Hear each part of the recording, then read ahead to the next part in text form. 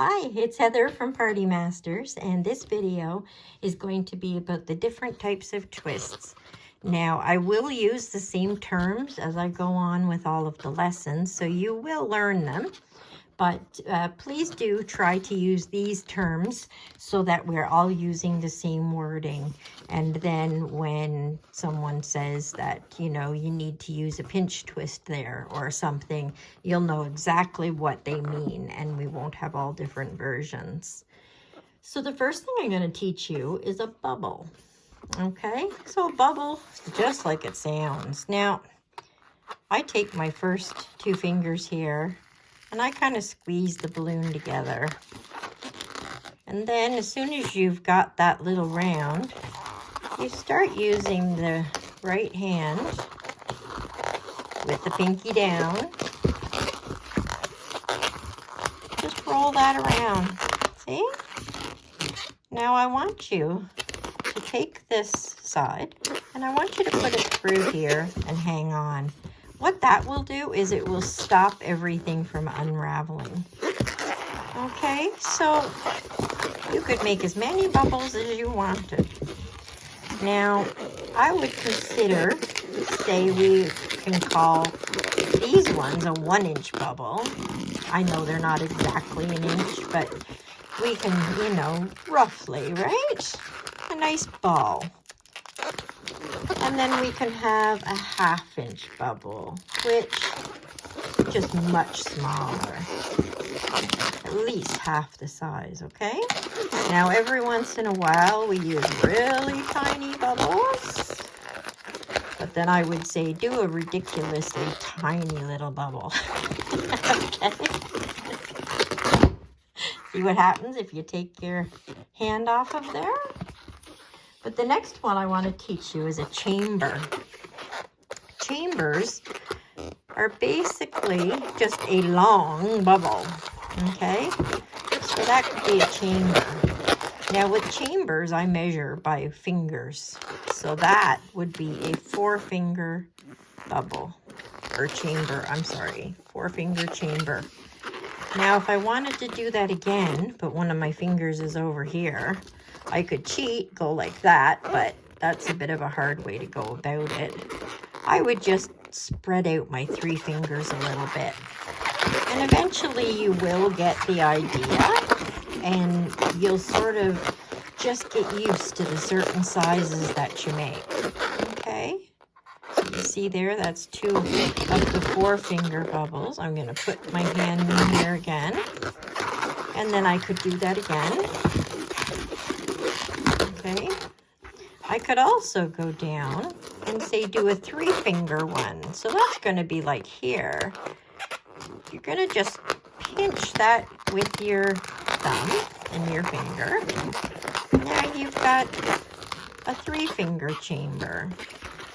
Now honestly, a 2-finger chamber would be a bubble. I'm sorry, that camera seems to be going a little bit fuzzy. Not sure why. Anyway, okay, so you've got that. So chambers can be used for many things, but one of the things it can be used for is what we would call a lock twist. A lock twist is when you take 2 chambers that are the same size and you put them together. Okay? So you're going to lift this up a little bit so that you get right in there. You want that put like right together in there. And what that would give you, in general, that could be a set of ears or a set of legs, that sort of thing. So say we were making something, this could be a body. You could use the exact same chamber that you already did. And then if you made 2 more 4-finger chambers and you did a lock twist with those as well, you have just made yourself the beginnings of an animal. That could be his tail if it wanted to be. Head could be up here, but the lock twist tends to be, say, the legs or the ears. Okay? Now I need to put that color down. The next thing I'm going to show you is a petal twist. Hang on, I'm just trying to get my balloon. They're very staticky. Orange wants to go next. So a petal twist, it's almost like a lock twist, but you're not going to actually pinch and twist in the middle, okay? You're going to take it, bend the balloon, take the ending, pinch that together. Now I want that little knobby, I want it like right in there. Okay, it looks nice and clean. Then you can take this, put it through, and it's locked. Okay? If I took that back out and I didn't lock it, that's what would happen. Okay? So you've always got to remember, you're either going to lock it or you're going to put it in your fingers to hang on to it. So that's locked. So now, some people have trouble with petals. What I would do to make petals the same size, I would actually just use the first petal. You see, bring it down to there. And give it a twist. You do that again. And just force that in there to make a twist. Okay? Keep doing that. You will have just learned one of the balloons. I'm going to do one more. You'll see why. I'm going to make a little tiny bubble here, just so it actually looks good. But you want to know what we've made with 5 bubbles? We have made, mix it up. Sorry, it's a little difficult doing it actually without being able to see it, but we're getting there. If I put all those pinch twists together, like this, we would have a flower. You see that flower? So that's what we use pinch twists for. There are other uses too, but the flower is the most popular one. Okay? There you go. Another way of trying to get them all the same size is to use your fingers to measure them and put that over as you're making it. You kind of make sure that each time you're doing the same amount, but I do find it easier just to measure it up with another one.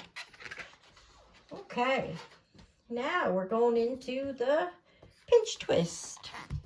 Oh, this one used to really freak me out when I first started. So I would give the balloon a little squeeze there. And say it was to make a bubble. Okay? Actually, I'm going to show you in between a couple. I would give that a nice squeeze. I'm going to try and show it. Give it a little bit of a squeeze. And turn here so that this is very squishy. Okay? See, this one here, I didn't make as squishy. You want this squishy because you're going to take these 2 sides and then you're going to pull this one up and give it a twist. And that is called a pinch twist. A pinch twist is often used to hold things in place. Like you see how that's kind of got this going on an angle. If I wanted to do, say, a larger chamber and another pinch twist, remember to give it a little squeeze. Another pinch twist. I'm going to put those together. Lift and turn. I always turn a few times. If you find that they come apart, chances are that you're actually not allowing it to be tight enough. Okay, but you see now, I can actually, I could make like a square or something with that if I wanted to. It'll hold that angle for me. Without it, undo it. Without it, you're going to go right back to that straight one, okay? So now, we're going to go on with the birdie body. I think I'm going to grab a different balloon for that one. And let's go with yellow. Okay, the birdie body is basically taking 3 chambers. Okay, first we're going to do a lock twist with these 2 of the chambers. Go ahead and lock it so you have a lock twist. But for the birdie body, give that a squeeze. Make a 3rd chamber. And you see what I have here? I have the lock one, and then I have a lonely one, we'll call them. Put the lonely one on top and the lock twist behind. And then you're going to push this down while you roll these up. So this one's coming up, that one's coming up, okay? So now, see how my hands are kind of pulling up this way while my thumbs are pushing down?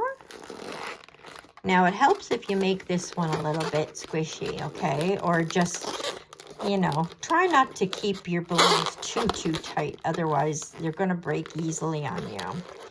So once again, you're going to push the center while you pull, okay? Push the center while you pull.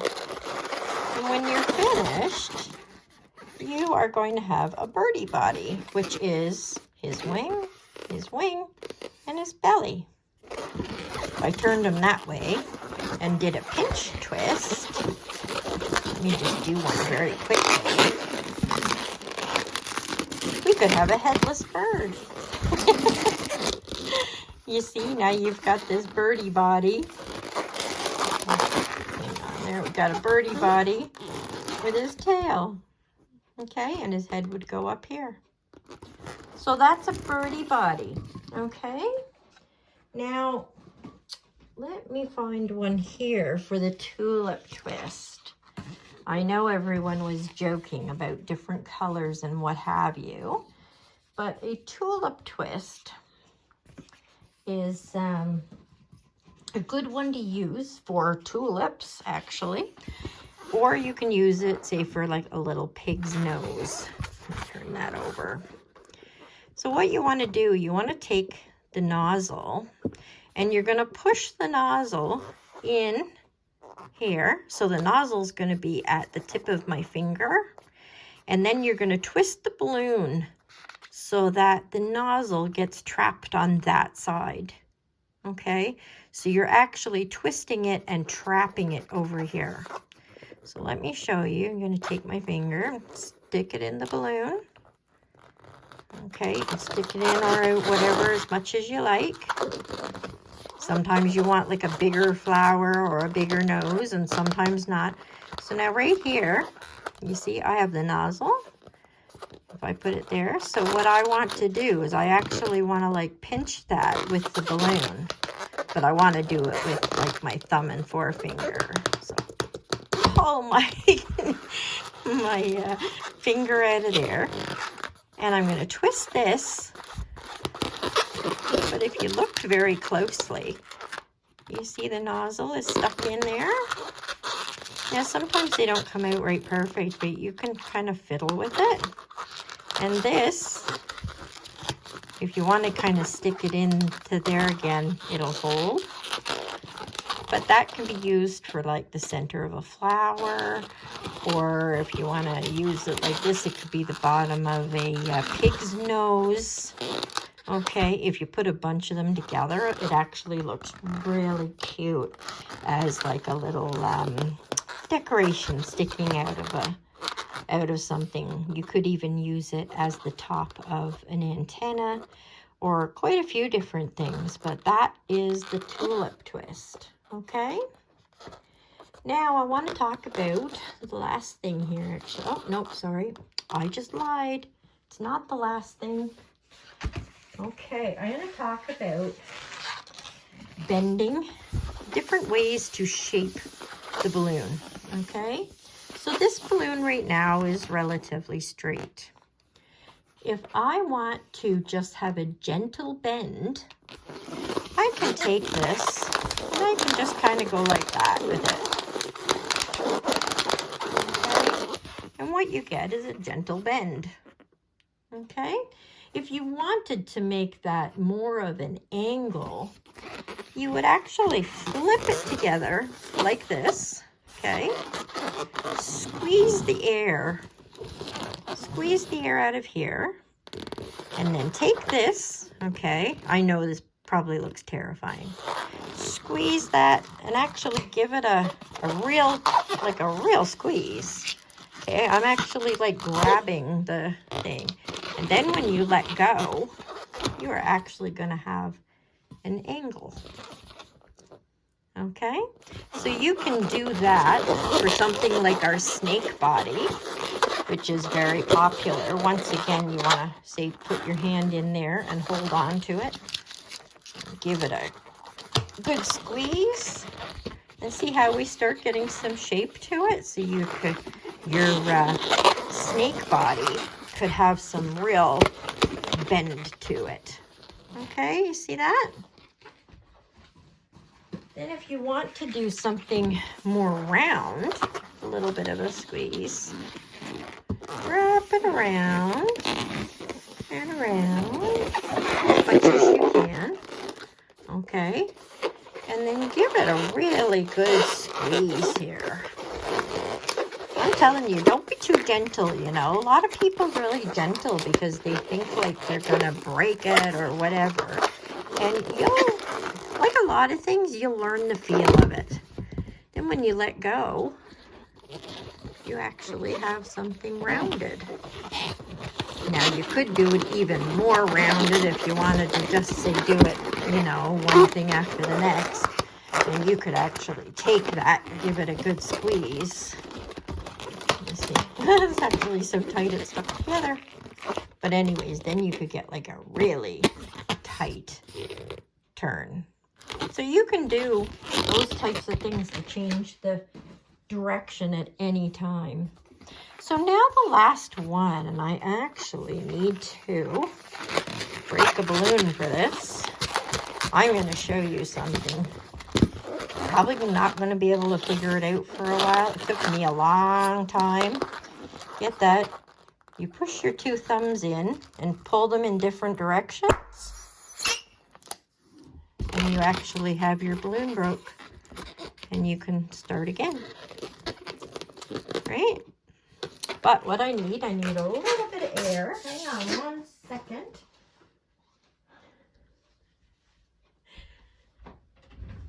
We need just a little bit of air. Okay, so sorry about that. I did not mean to break that one completely. Okay, so say that we want to make an antenna. So you want like one up here and one up here, right? But you don't want to blow up all of this because an antenna that would like go like this would just look stupid. Sorry for using that word. Anyway, so you take this,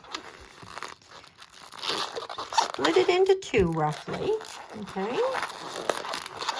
Oh, and I didn't say, shame on me, this is a balloon bulb. Okay, so what you're gonna do this, and then you're gonna kind of trap your balloon in here so that you're tight enough on there that none of the air blows this part up. You want the air over here, okay? Now, it takes a long time to learn this sometimes. But what you end up with, I just force that up there. You'll end up, even them out a little bit. Okay. And then what you end up with is an antenna. Okay. Now I would cut off the end of that just to make it look cleaner. But what I suggest first is that you don't try to use a whole balloon. Try a tiny little distance, like say, you're gonna twist it and you want to get it to like here, okay? So I'm going to hold that. Might not work this time just because I've already blown it up over there. But just use a little tiny bit. Oh yeah, see, it's automatically going to the end. Once it's been done once, it does kind of just allow for it to inflate easily, and you don't have to hang on to them. They will stay inflated at both ends. But start with like a little piece of a balloon or something and just go, you know, like from here to here. And once you figure that out, then try going like that far and then that far. You get the idea. Eventually you'll get it all figured out, but start with something small. That's not an easy move. So now I should get something back that actually looks like something. I want to thank you for getting right to the end of that. I'm sorry that it's like 20 minutes, but we actually have taught you all of the twists that you will need. So if you learn those twists, you are literally going to be able to make anything that I throw at you. So the next video will actually be our first design. So I will see you very soon with that. Have a great day, guys. Bye.